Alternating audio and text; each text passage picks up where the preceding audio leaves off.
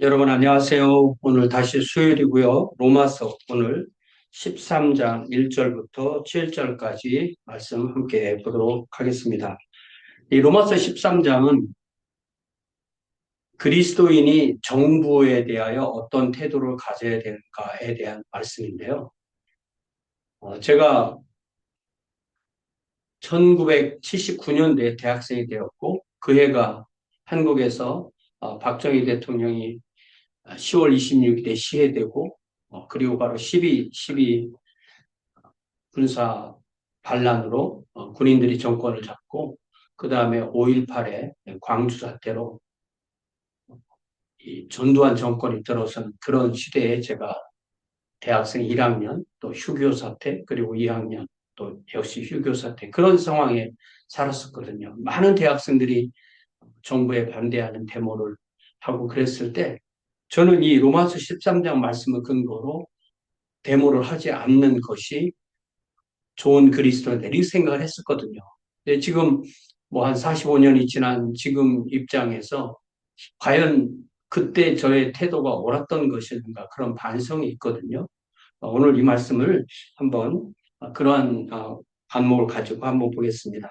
각 사람은 위에 있는 권세들에게 복종하라. 권세는 하나님으로부터 나지 않음이 없나니 모든 권세는 다 하나님께서 정하신 바라. 그러므로 권세를 거스리는 자는 하나님의 명을 거스름이니 거스리는 자들은 심판을 자취하리라. 예. 당시는 로마 제국이었죠. 황제가 다스리는 제국주의였고 또 특히 유대인들은 피지배 속국, 피지배층이었고요.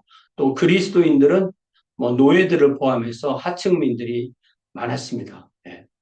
그런 이제 신분제, 계급제가 있던 사회였고요.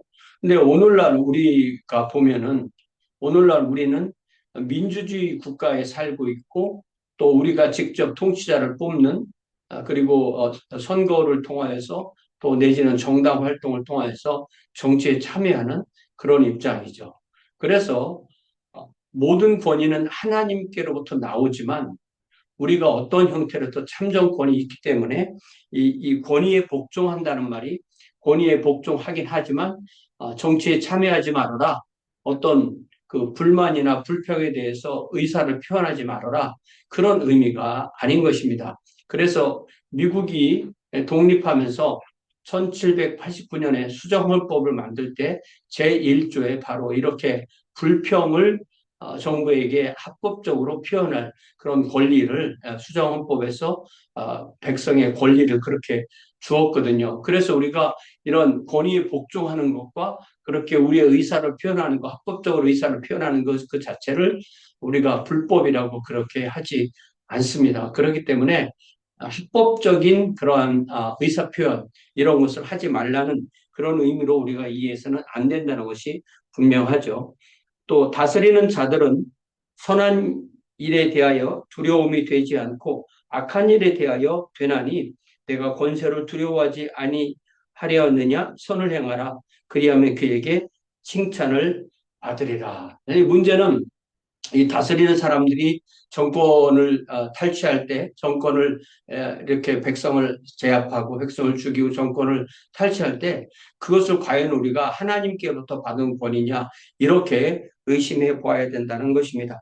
그는 하나님의 사역자가 되어 내게 선을 베푸는 자니라. 그러나 내가 악을 행하거든 두려워하라. 그가 공연히 칼을 가지지 아니하였으니 곧 하나님의 사역자가 되어 악을 행하는 자에게 진노하심을 따라 보응하는 자니라. 그래서 우리가 이 정치 권력자가 어떻게 권력을 잡게 되느냐 이것도 중요한 거고요. 또 그렇게 권력을 잡게 되었을지라도 그 권력을 잘못 시행해서 그가 악을 행한다면 우리는 분명히 그거에 대해서 저항할 권리가 우리에게 있다는 것도 우리는 잊어서는 안 되는 것입니다. 왜냐하면 모든 권리는 하나님께 나오고 그 하나님의 권위 아래서 권위가 베풀어진다는 것은 우리가 분명히 사도행전에 있는 말씀을 통해서도 분명히 알 수가 있습니다. 사도행전 5장에 보면 베드로와 요한이 공회에 끌려갔다가 돌아왔을 때 그들이 말했던 핵심, 네, 핵심의 그 원리가 바로 사도행전에 나오죠. 사도행전에 4장에 나옵니다. 4장에 자, 이 공회가 베드로와 요한을 불러다가 뭐라고 말을 하냐면 이것이 17절에 보니까 이것이 민간에 더 퍼지지 못하게 그들을 위협하여 이후에는 이 이름으로 아무에게도 말하지 말게 하자 하고 그들을 불러 경고하여 도무지 예수의 이름으로 말하지도 말고 가르치지도 말라 하니 베드로와 요한이 대답하여 이르되 하나님 앞에서 너희의 말을 듣는 것이 하나님의 말씀을 듣는 것보다 옳은가 판단하라. 우리는 보고 들은 것을 말하지 아니할 수 없다. 이렇게 말을 했어요. 이것이 바로 권위의 문제에 있어서 가장 핵심되는 성경 규절이라 할 수가 있습니다.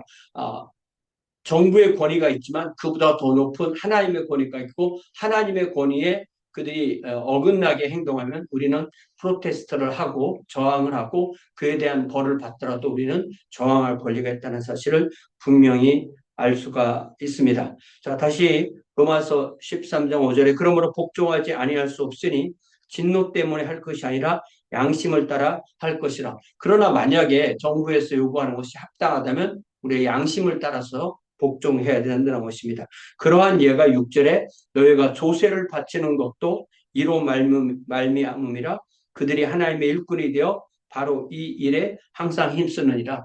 어떤 그 조직이 있으면 반드시 돈이 있어야 되고 그 돈으로 공익을 위해서 돈을 쓰게 되는데 국가는 그것을 위해서 세금을 걷게 되는 거죠. 그래서 모든 자에게 줄 것을 주되 조세를 받을 자에게 조세를 바치고 이게 세금이죠. 관세를 받을 자에게 관세를 바치고 여기서 이제 영어 번역에서는 텍스와 레버뉴라고 이렇게 했는데 여기서 레버뉴라는 뜻은 세금 말고 나머지 우리가 내는 뭐 공과금이나 벌금이나 특별한 목적으로 걷는 것이나 이런 것을 의미한다고 할 수가 있습니다.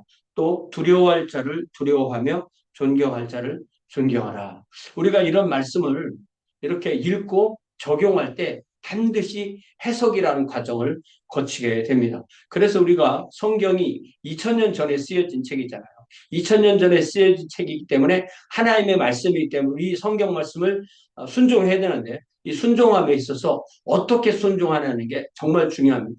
예를 들면 성경은 항상 그 시대의 사람들에게 그 시대의 문화 안에서 주어진 말씀이에요. 그래서 성경에는 커다란 두 가지 원리가 있는데 하나는 창세기 1장에 나오는 창세기 1장과 2장에 나오는 창조 원리가 있고 그리고 예수 그리스도의 구속의 원리가 있는 것입니다. 예를 들자면 우리가 창세기 1장에 보면 남녀에 대해서 뭐라고 말씀하시냐면 하나님께서 27절에 창세기 1장 27절에 하나님이 자기 형상 곧 하나님의 형상대로 사람을 창조하시되 남자와 여자를 창조하시다고 되어 있죠.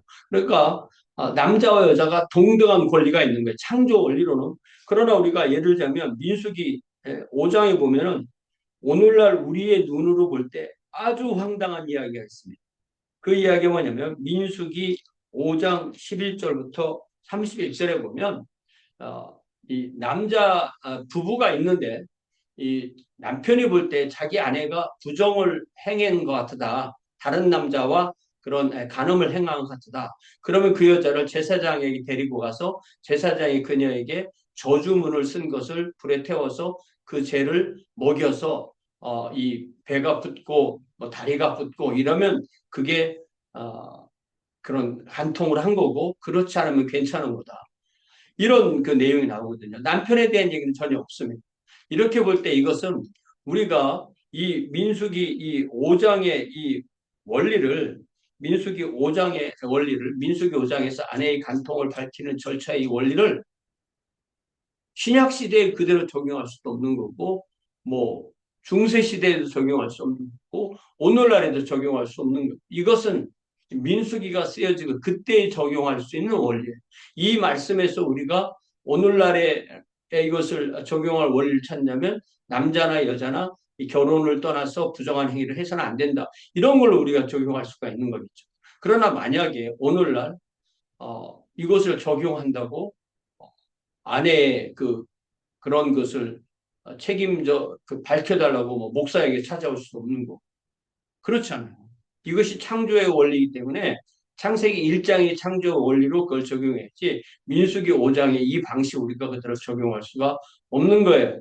또 부속의 원리라고 할 때 핵심되는 구절이 바로 갈라디아서 3장 28절이거든요. 갈라디아 3장 28절이 이제는 예수님의 복음 아래서 우리가 적용할 수 있는 원칙인데 그것이 바로 예수 안에서는 너희는 유대인이나 헬라인이나 인종의 차별이 없고 종이나 자유인이나 사회적인 그 신분의 차이가 없고 남자나 여자나 어떤 남녀의 성적 차별이 없는 상태에서 다 그리스도 예수 안에서 하나이니라. 그러니까 우리는 구별은 해야죠. 이 사람은 유대인이고 이 사람은 한국인이다. 이 사람은 나의 고용주고 나는 피고용인이다. 이 사람은 대통령이고 나는 백성이다. 그런 구별은 있는 거죠. 나는 남자고 너는 여자다. 이런 구별은 있는 거예요. 그러나 차별은 없어야 되는 거죠. 하나님 앞에서 다 평등하고 법 앞에서 다 평등한 거죠. 어떤 법에서 대통령의 면책특권을 줬다면 그것은 분명히 자기가 쓸 권리이지만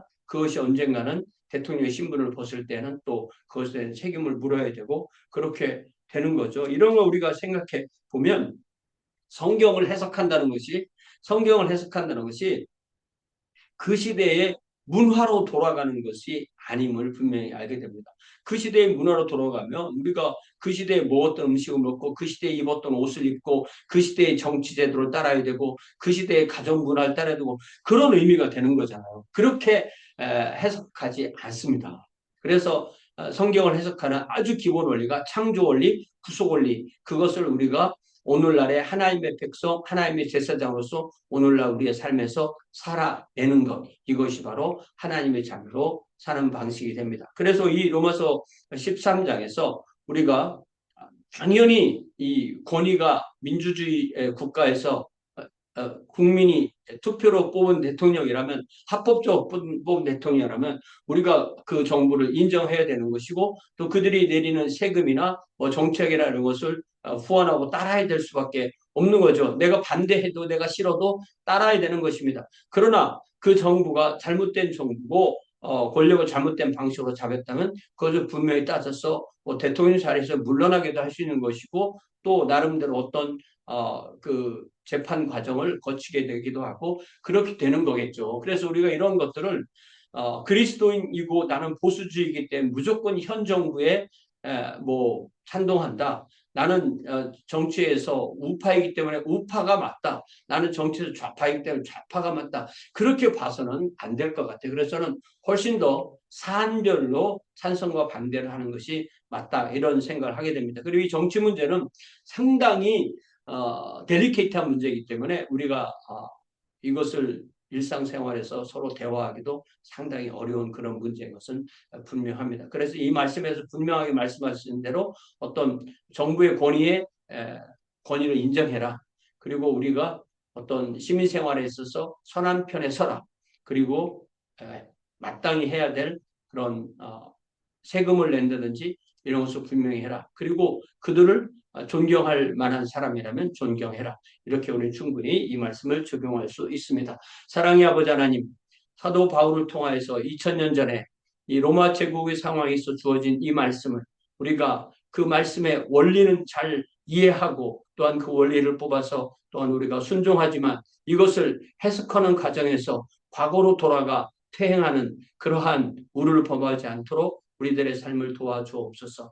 주님, 지금 한국이나 미국이나 온 세상에 이 정치 지도자들 또 그들의 결정에 의해서 수많은 사람이 전쟁에 인벌브되고 그리하여 무고한 사람들이 죽어가는 이 모든 상황 가운데서 우리 그리스도인이 어떤 역할을 해야만 이러한 상황에서 평화의 왕이신 우리 주님을 따라가는지에 대해서 우리가 고민하고 그 원리대로 살아갈 수 있는 지혜를 허락하여 주시옵소서. 예수님의 이름으로 기도하옵나이다.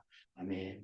네, 고맙습니다. 돌아오는 주일은 추수감사 주일인데요. 우리가 함께 모여서 주님 앞에 지난 한 해를 감사하면서 감사 예배를 드리도록 하겠습니다. 고맙습니다.